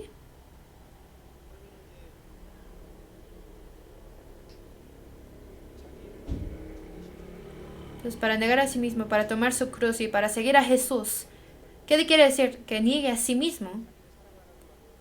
¿Que ame a sí mismo o que niegue a sí mismo? Qué confuso, ¿no? En la Biblia siempre habla de dos cosas cuando habla de uno mismo, de yo. Porque mi naturaleza pecaminosa también soy yo en la Biblia. Y también mi alma que revivió después de recibir la salvación soy yo. Entonces es mi hombre interior. Entonces los dos son uno mismo. Pero de cuál yo está hablando aquí, distinguir es muy importante. En capítulo 7,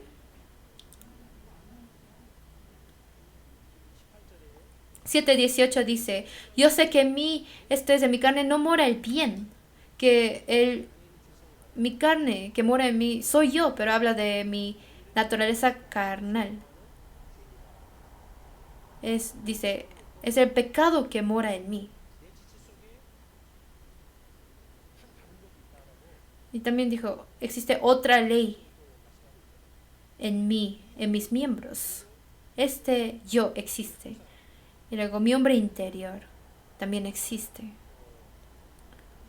Por eso, yo que tengo mi naturaleza pecaminosa, debo de controlar, debo de quitar. Mientras uno desecha más y más de esta naturaleza caída, llevará una vida más exitosa. Y también en otras palabras dice que yo tengo que amar a mí mismo. Busquemos San Mateo capítulo 22. San Mateo 22.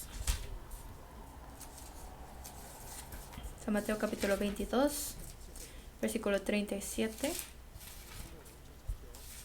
Estamos buscando muchos versículos hoy, ¿no? Porque es Academia Bíblica. 22, versículo 37. Jesús le dijo, amarás al Señor tu Dios con toda tu mente, con todo tu corazón, con toda tu alma y con toda tu mente. Este es el primero y grande mandamiento. Y el segundo es semejante. Amarás a tu prójimo como a ti mismo. De estos dos mandamientos dependen toda la ley y los profetas. Dio dos mandamientos. Al pensarlo profundamente, son tres mandamientos. ¿Cómo son tres? ¿Solamente pueden ver dos mandamientos aquí? Yo puedo ver tres.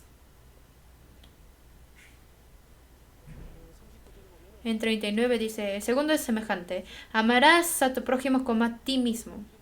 Entonces esto lo podemos dividir en dos. Primero, ¿qué es? Amar a sí mismo. Ámate a ti mismo. Y así también tienes que amar a tu prójimo como a ti mismo. Vamos a buscar Romanos capítulo 13. Romanos 13.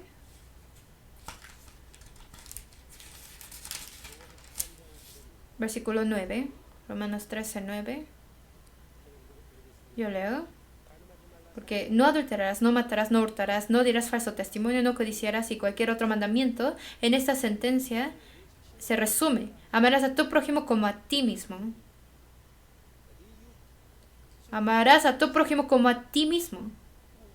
Entonces, tenemos que amar a nosotros mismos. Eso está diciendo, básicamente. ¿Ustedes aman a sí mismos mucho? Como Dios me amó, yo también debo de amarme a mí mismo. Por eso en Salmos 16, versículo 3 dice, para los santos que están en la tierra y para los íntegros es toda mi complacencia. Es lo que dijo David. David está diciendo que los santos que están en la tierra, o sea, los israelitas de ese tiempo, son íntegros. ¿Por qué? Porque él supo cuánto amó Dios a David, a él mismo. ¿Qué soy yo para que el Señor piense en mí? El hombre es como la hierba y su día como sombra que pasa. ¿Pero por qué pensó tanto en mí Dios? ¿De cuánto lo apreciaba Dios? David lo entendió. Por eso luego él también apreciaba a los santos de Dios en la tierra. Y en Isaías 49:5 dijo, estimados serán en los ojos de Jehová. ¿Eso qué quiere decir?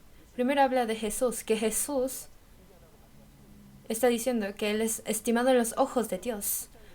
Y en Romanos capítulo 8, nosotros podemos aplicar esta palabra a nosotros mismos. En 8, versículo 32, 8, versículo 32 de Romanos, dice, el que no escatimó ni a su propio Hijo, sino que lo entregó por todos nosotros, ¿cómo no nos dará también con Él todas las cosas?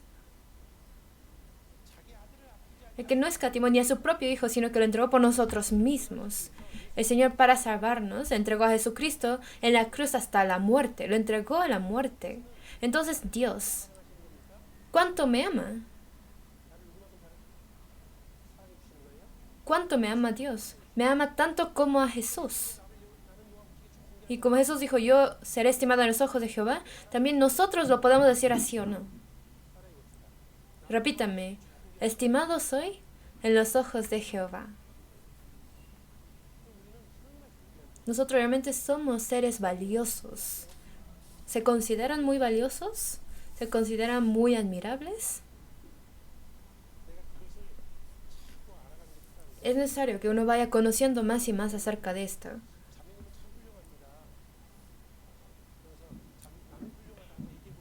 Le dije a una hermana, diga que yo soy muy preciosa, yo soy muy valiosa. Y dijo esta hermana, pastor, no, yo tengo este problema, tengo el otro, yo no soy muy valiosa, yo tengo muchos problemas. Pero en los ojos de Dios, realmente somos seres hermosos y valiosos. Sin duda. ¿Se consideran como tesoros?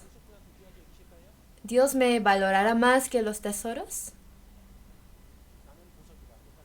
Repítame, yo soy un tesoro. ¿Sí son tesoro? Busquemos Malaquías capítulo 3.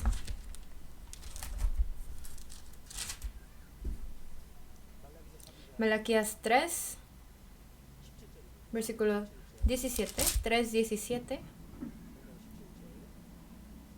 Malaquías 3, versículo 17.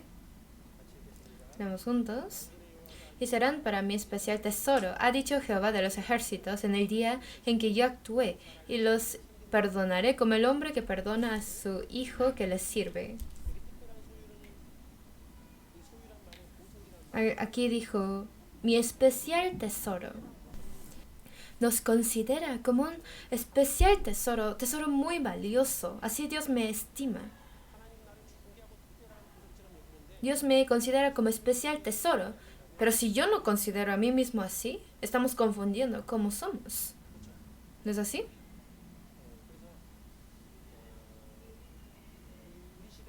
Nuestra época es una época muy sentimental. Es muy importante las emociones y sentimientos, ¿no? Por eso aún en los mensajes hay caracteres de caritas, de emociones, ¿no?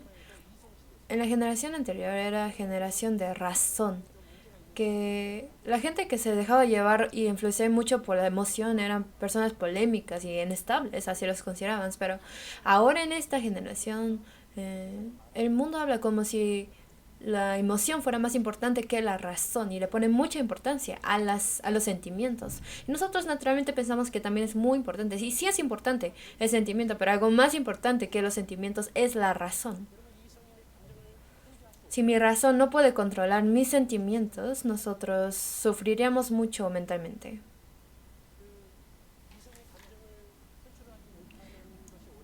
Y si uno no puede controlar su sentimiento por mucho tiempo, esto puede convertir en depresión también. Nosotros, pensando en el amor y la gracia de Dios, necesitamos el poder cambiar la depresión y los sentimientos malos en agradecimiento y gozo. Mientras vamos conociendo más profundamente el amor de Dios, obtenemos más poder de controlar estas emociones. Hay personas que se sienten muy sentimentales y muy emocionales y les gusta, pero esto no es bueno, eso es estar confundido mentalmente. El sentir deprimido mucho tiempo no es algo que Dios quiere, es un pecado. Nos dijo, está siempre gozoso. Que oremos en todo momento, que agradezcamos por todo. Esto fue orden de Dios. Aunque podamos estar sentimentales, pero si esto perdura mucho tiempo, esto se relaciona con pecar. Por eso, tener sentimiento no es pecado, pero el dejarse llevar por estos sentimientos esto nos puede instigar a pecar más fácilmente. Entonces, que nosotros vamos conociendo más a Dios y meditando profundamente el amor y la gracia de Dios, tenemos que poder liberarnos de estas emociones y los sentimientos. Y esto es sabiduría. Entonces, en la juventud eso puede ser un problema, por eso lo mencioné. Y luego hay que llevar una vida que teme a Dios. Un punto importante de Eclesiastés es temer a Dios. En Eclesiastés 8, 12 a 13 dice, aunque el pecador haga mal 100 veces y prolongue sus días, con todo yo también sé que les irá bien a los que a Dios temen, los que temen ante su presencia. En Eclesiastés 12:13 dice, teme a Dios y guarda sus mandamientos. En Eclesiastés habla de varios puntos de temer a Dios. Vamos a pensar en dos puntos grandes. Primero, en Eclesiastés habla repetidamente acerca de cuidar la boca. Y otra cosa, en capítulo 11, echa tu pan sobre las aguas. Ahora habla detenidamente acerca de predicar el evangelio. Entonces, de dos puntos de vivir temiendo a Dios vamos a pensar. Vamos a buscar Eclesiastés capítulo 5.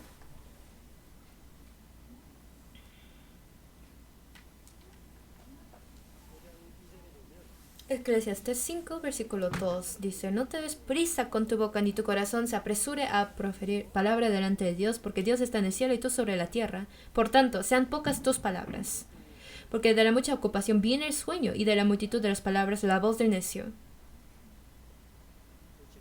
Versículo 7, donde abundan los sueños, también abundan las vanidades y las muchas palabras, mas tú teme a Dios. El cuidar la boca, cuidar las palabras, es temer a Dios. Es señal de temer a Dios. también en capítulo 10, versículo 14. Dice, el necio multiplica palabras, aunque no sabe nadie lo que ha de ser. ¿Y quién le hará saber lo que después de él será? Versículo 20 dice, ni aun en tu pensamiento digas mal del rey, ni en lo secreto de tu cámara digas mal del rico, porque las aves del cielo llevarán la voz y las que tienen alas harán saber la palabra. Entonces, ni en tu pensamiento digas mal del rey, dice. ¿Quién es el rey? Nosotros también somos reyes. En 1 de Pedro dijo que somos real sacerdocio. ¿Está bien hablar mal de los demás hermanos cuando estamos en casa? Esto es maldecir al rey. Necesitamos tener la sabiduría de cuidar la boca y las palabras. Dice, no te des prisa con tu boca delante de Dios. En capítulo 5, 2.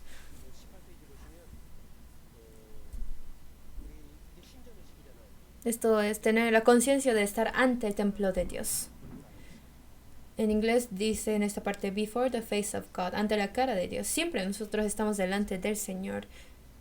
Y como José lo sabía, es que pudo vencer el deseo de la juventud. Nosotros también delante de Dios estamos. Lo que dicen ante los hermanos lo están haciendo ante Dios. En San Mateo 25:40 dice, y respondiendo el rey les dirá, de cierto os digo que en cuanto lo hicisteis a uno de estos mis hermanos más pequeños, a mí lo hicisteis. Lo que ustedes dicen a los hermanos, lo están diciendo a Dios. Si yo, al maldecir a un hermano, está maldeciendo a Dios. Si yo estoy criticando a los hermanos, es igual a criticar a Dios. Entonces, es muy importante las palabras que nosotros decimos.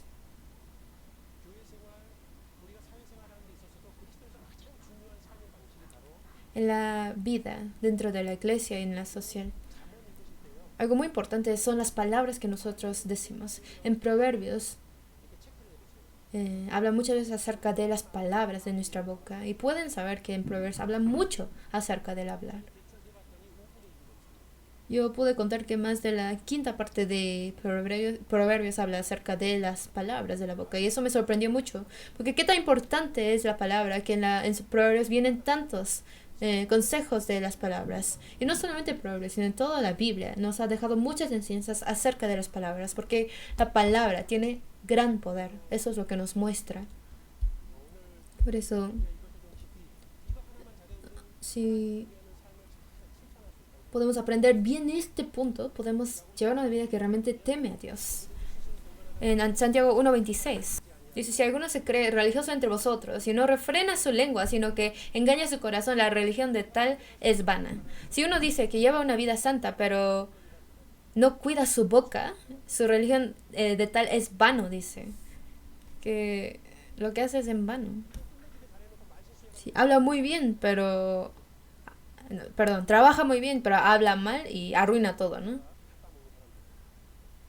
Hay personas que sirvió muy bien, pero por algún error de su boca arruina todo. Es muy importante cuidar la boca y las palabras. Es algo que tenemos que cuidar y entrenar cada día. Es la manera de vivir piadosamente.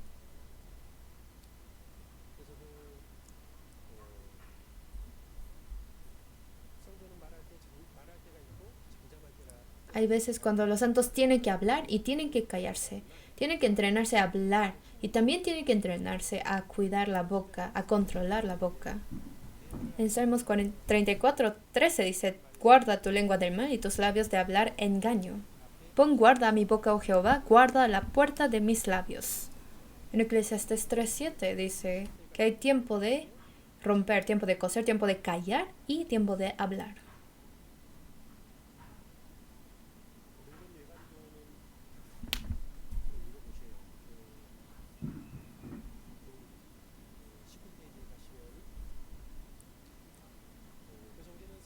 Entonces nosotros tenemos que disminuir cuánto hablamos a los hombres.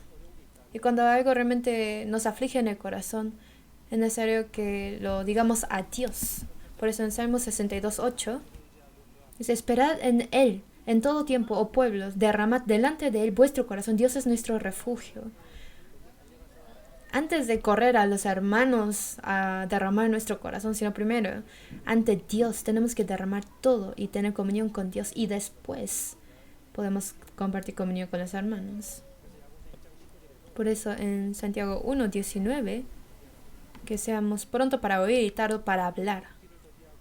Pero si uno es pronto para hablar y tardo para oír, eso causará problemas. En Proverbios 18:13 dice: al que responde palabra antes de oír, le es fatuidad y oprobio. Pero si una persona, como dice que tenemos que cuidar la boca, hay algunos que se callan totalmente. ¿Es bueno o no? Es mejor que hablar mucho, pero también callarse totalmente es equivocado. Dice la Biblia: manzana de oro con figuras de plata es la palabra dicha como conviene. Entonces, las palabras que hay que decir en los momentos necesarios, hay que decirlos. Hay que disminuir si uno habla mucho, pero no hablar totalmente, no hablar para nada también está mal. Hay que hablar, decir las cosas adecuadas. Entonces, ¿qué son las palabras que los santos debemos decir? Hay cosas que no debemos decir y hay cosas que tenemos que decir. Primero sería palabras de agradecimiento. Efesios 5:4 dice: ni palabras deshonestas, ni necedades, ni truhanerías que no convienen, sino antes bien con acciones de gracias. Lo primero que decimos después de recibir la salvación es gracias, ¿no? Por eso cuando recibimos la salvación vemos el mundo diferente, porque estamos llenos de gozo y agradecimiento. Pero cuando ya lleva tiempo en la iglesia, llevando la vida cristiana, ya pierde el agradecimiento y empieza a ver a los hermanos, empieza a quejarse y así tener problemas. Si uno piensa en el amor del Señor, todo era muy gozoso, muy agradecido, pero después de quitar el agradecimiento a los ojos, empieza a ver las cosas malas, empieza a quejarse y si uno tiene estas quejas, el corazón de esa persona será como desierto, seguramente. Como un ejemplo, es difícil encontrar dónde está el polvo de metal entre la arena, pero con imán fuerte puede fácilmente buscar este polvo de metal. De la misma manera, una persona no agradecida no puede encontrar las bendiciones, pero uno que tiene un corazón agradecido es como un imán que puede encontrar las muchas bendiciones que ya tiene. Entonces es mejor decir más palabras de agradecimiento. ¿Y si lo dicen? Mientras más lo dicen es mejor. Y luego, palabras de bondad. En Efesios 4:29 dice: ninguna palabra corrompida salga de vuestra boca, sino la que sea buena para la necesaria edificación, a fin de dar gracia a los oyentes. Palabras que edifican, palabras buenas, palabras de misericordia y palabras sabias que edifican. Hay palabras que no edifican, las palabras que dicen sin pensar, las palabras que avergüenzan, las palabras que critican y menosprecian. Hay hombres cuyas palabras son como golpes de espada, dice. Espinas hincadas en mano de embriagado, tales de proverbio en la boca de los necios. Aunque uno conozca mucho de la Biblia, no quiere decir que habla sabiamente. Hay personas que con la Biblia atacan a los demás. Con la palabra atacan a los demás. Entonces tenemos que ser cuidadosos, tenemos que conocer el corazón del otro para poder hablar sabiamente a una persona. Y para poder hacer esto, uno tiene que poder entender el corazón del otro. Y para poder entender el corazón del otro, en inglés es understand, que es humillar su corazón ante esa persona, para estar debajo de esta persona, para poder comprender a esa persona, para así tener el mismo corazón que esa persona y poder decir palabras sabias para esa persona. Y tercero, las palabras que tenemos que decir son alabanzas y consuelos y ánimos.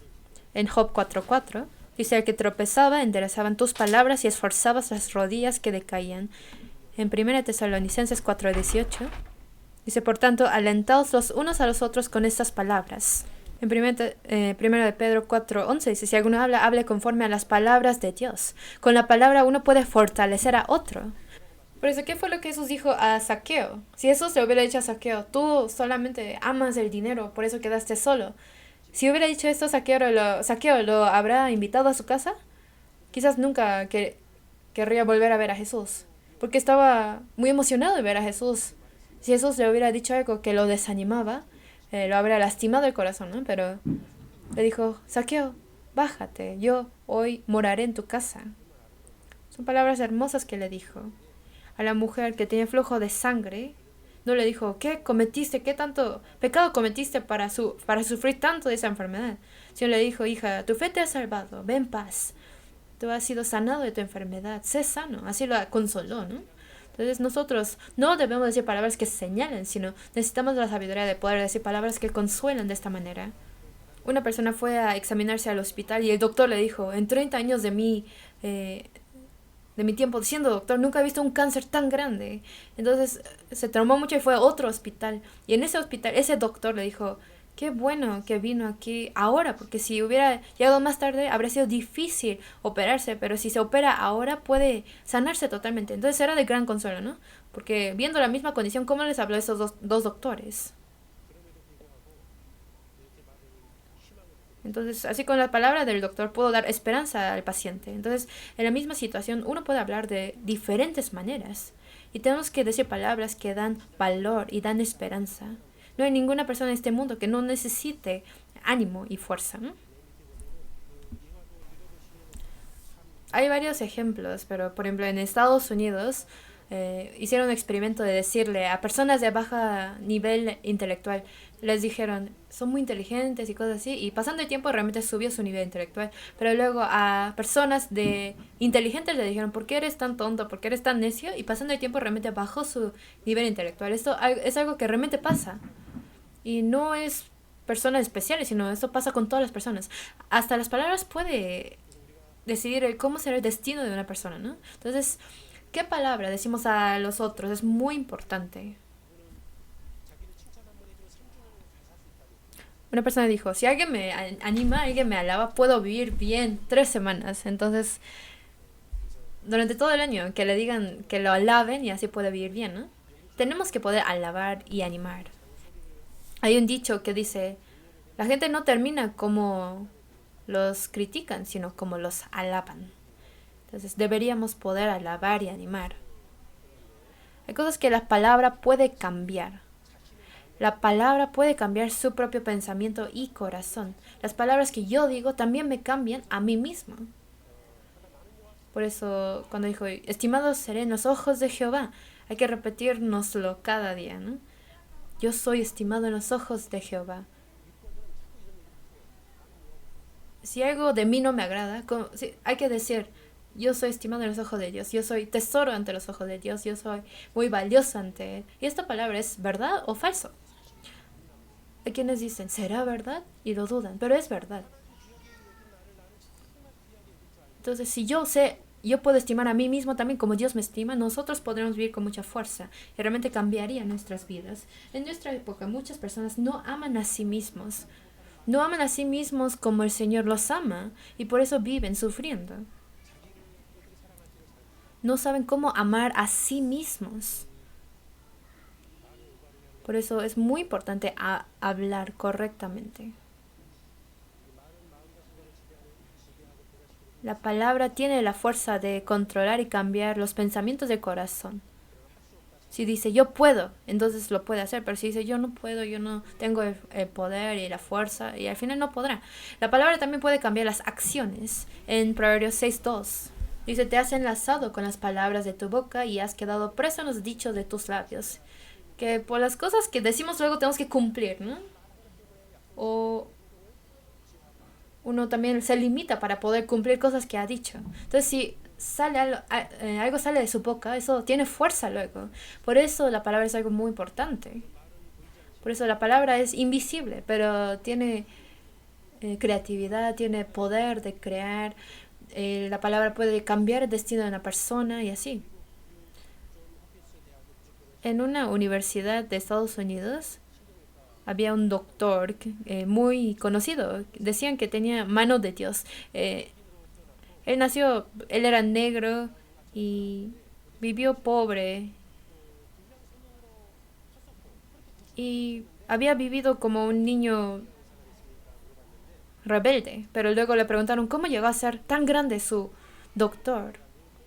Y dice que gracias a mi madre, que siempre me animaba, aunque se burlaban de mí por ser negro y así, decían, ven, nunca te rindas, tú puedes, y siempre lo animaba su madre. Y por eso él, creciendo luego, siempre tenía las palabras de su madre en su corazón y empezó a vivir diligentemente y llegó a ser un gran hombre. Entonces las palabras realmente tienen el poder de cambiar a una persona, ¿no? También la palabra tiene poder de mover a Dios. En Éxodo 3:7-8, Cuando los israelitas clamaron a Dios, es que Dios los respondió y los ayudó. Nosotros que cuando oramos a Dios y clamamos a Dios, estas palabras tienen poder. Cuando Ezequías clamó a Dios porque estaba enfermo, le alegró la vida 15 años, ¿no? Entonces, nuestras palabras sinceras pueden mover el corazón de Dios, y mis palabras también pueden salvar las almas. En Efesios 6, 19 a 20, dice: por mí, a fin de que al abrir mi boca no me sea dada palabra para dar a conocer con denuedo el misterio del Evangelio. Si yo hablo correctamente por medio de esta palabra, Dios hará la obra de salvar las almas. Por las palabras que el Señor dice, nosotros fuimos salvos y recibimos la gracia infinita. Hay versículos que nos dan fuerza. De tal manera amó Dios al mundo. Consumado es. Nunca me acordaré de sus pecados y transgresiones. Estaré con vosotros hasta el fin del mundo. Palabras así que nos han salvado y también nos ayudan a vivir con más fuerza. En Proverbios 18, versículo 20 a 21 dice: del fruto de la boca del hombre se llenará su vientre, se saciará del producto de sus labios. La muerte y la vida están en poder de la lengua, y el que la ama comerá de sus frutos. El vivir y el morir están en el poder de la lengua, dice. Entonces, el entrenar correctamente nuestras palabras y nuestra boca es algo muy importante. Tenemos que quitar las palabras negativas y tenemos que animar y alabar, y con palabras positivas debemos cambiar más nuestro vocabulario, ¿no? ¿Están de acuerdo? ¿Sí lo van a tratar de hacer? Esto es la vida que teme a Dios. Y por fin vamos a hablar de la vida que predica. En Eclesiastés 11 dice: echa tu pan sobre las aguas, porque después de muchos días lo hallarás. Reparte a 7 y aún a 8, porque no sabes el mal que vendrá sobre la tierra. Aquí dice: echa tu pan sobre las aguas. El pan se refiere a las cosas que yo tengo, no solamente comida, sino todos los recursos que Dios me ha dado. Y las aguas, podemos pensar que es la palabra y también la obra del Espíritu Santo. Entonces, también podemos decir que es este mundo. Los recursos que yo tengo, invertirlo para la palabra, para donde trabaja el Espíritu Santo, invertirlo donde trabaja el Evangelio en este mundo, y después de muchos días Dios nos lo regresará. Eso está diciendo que si que llevemos vidas, que activamente predicamos el Evangelio, es la manera de vivir más valiosamente y efectivamente mi vida. Y es negociar mi vida de la mejor manera, y es hacer la mejor inversión.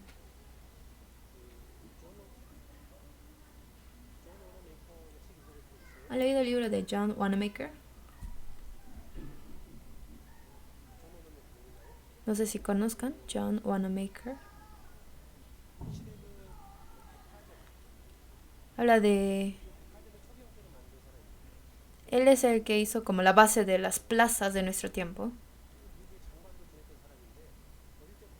Desde muy niño, él servía en la iglesia y él fielmente comenzó como empleado normal.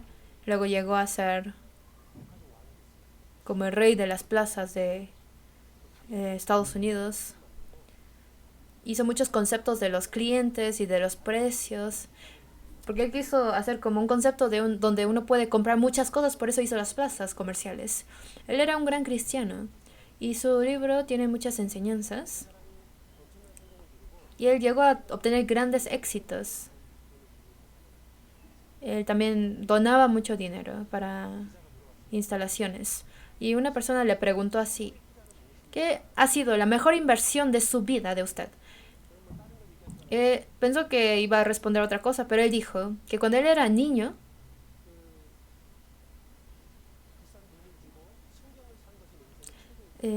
pagó mucho dinero para comprar una buena Biblia, y dijo que eso era su mejor inversión.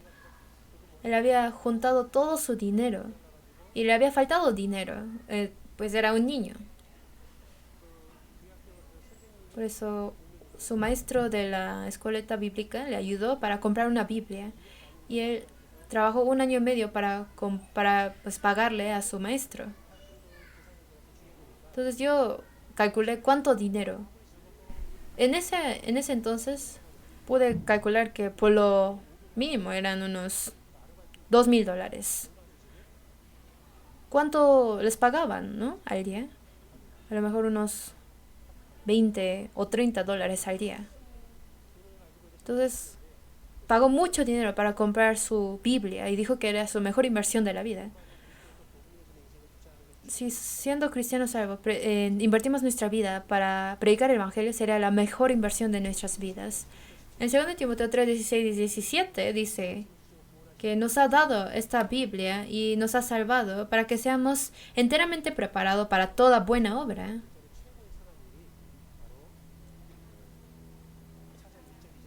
Y en capítulo 4, versículo 1 y 2 aparece la mejor obra. Dijo, te encarezco delante de Dios y del Señor Jesucristo, que juzgará a los vivos y los muertos en su manifestación y en su reino, que prediques la palabra, que instes a tiempo y fuera de tiempo. Esta es la mejor obra que podemos hacer. Tenemos la responsabilidad y el deber de predicar el Evangelio, y esto es la dirección de nuestra vida, y es el mejor privilegio que nos ha sido dado. Entonces, si uno quiere predicar el Evangelio, necesita uno tener valor. Muchas veces uno por no tener valor no puede abrir su boca, no puede predicar, pero es necesario que tengamos un corazón valiente.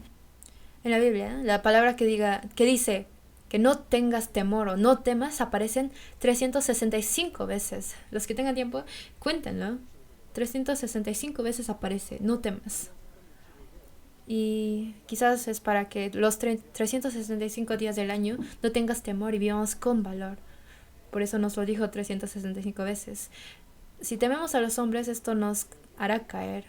Si los hombres se ven muy grandes, no podremos predicar el Evangelio. Pero tenemos que, si entendemos más profundamente su grandeza y el poder de Dios, podremos más valientemente predicar el Evangelio. Entonces, temer es nuestro enemigo. Es lo que Satanás utiliza como arma contra nosotros. Si tenemos temor, no podríamos movernos. El temor en sí no nos deja confiar en Dios y fiar en Dios, y es un pecado eso. Tenemos que entrenarnos a perder este temor para que más fuertemente podamos predicar el Evangelio. Entonces, estudiamos brevemente Eclesiastés. El propósito no fue estudiar todas las partes de Eclesiastés, sino que tengan más anhelo de estudiar Eclesiastés sería el fin de esta academia bíblica. Si tienen el anhelo de conocer más de Eclesiastés, si no, disculpen, parece que no. No sé si fallé en educar o enseñar bien, pero tengo un buen público y seguramente con su gran pasión estudiarán profundamente Eclesiastés. Tenemos que temer más en Dios, y lo que hemos aprendido el día de hoy especialmente fue acerca de las palabras, del hablar, ¿no? Es muy importante las palabras que decimos en esos tiempos. Yo tuve consejería con una hermana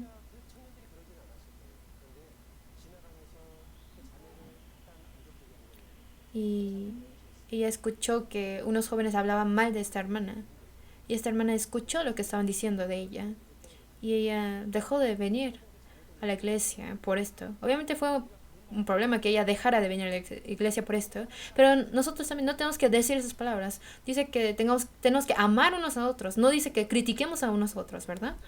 Si yo digo algo y hago caer a una persona, esto es muy malo. Entonces tenemos que cuidar todas las palabras que puede desanimar a otros. Tenemos que cubrir las faltas para buscar amistad, como dice la palabra. En esos tiempos, en nuestra juventud, tenemos que cuidar más nuestras palabras, decir lo que debemos decir, no decir lo que no debemos, y llevar una vida que realmente teme a Dios, y les pido que vivan así. Vamos a orar juntos para terminar. Dios Padre, te damos gracias. Por medio de la palabra de Eclesiastés nos has enseñado muchas cosas, y por tu gracia te damos gracias. Queremos que los hermanos y hermanas que estén aquí puedan meditar en el libro de Eclesiastés que tú nos has dado por medio de Salomón, para que no pongamos nuestro corazón en lo vano y lo necio de este mundo.